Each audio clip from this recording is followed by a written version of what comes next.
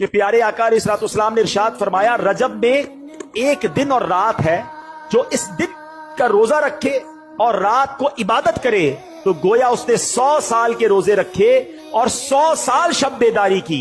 और ये रजब की 27 तारीख है। हदीस पाक में है कि रजब में एक रात है कि इसमें नेक अमल करने वाले को 100 साल की नेकियों का सवाब मिलता है। वो रजब की 27वीं रात है।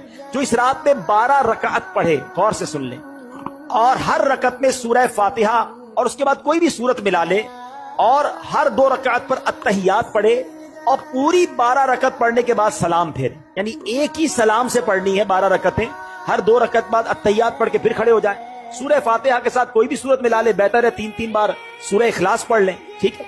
अब जब 12 रकतें पूरी हो जाएं तो फिर आपने 3 तस्बीहां पढ़नी है। 100 बार क्या पढ़ना है?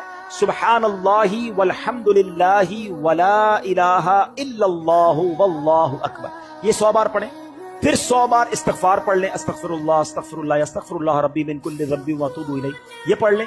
और फिर 100 बार दुरूद पाक पढ़ लें। जब ये वजीफा कंप्लीट हो जाए तो नबी पाक फरमाते हैं, अपनी दुनिया और आखिरत के लिए जिस चीज के बारे में दुआ मांगेगा और सुबह को रोजा रखेगा, अल्लाह पाक उसकी सब दुआएं कबूल फरमाएगा, सिवाय उस दुआ के जो गुनाह के लिए हो। माज़अल्लाह अगर कोई अपने गुनाह के काम के लिए दुआ करेगा तो वो कबूल नहीं होगी। अल्लाह पाक हम सबको अमल करने की तौफीक अता फरमाए, आमीन।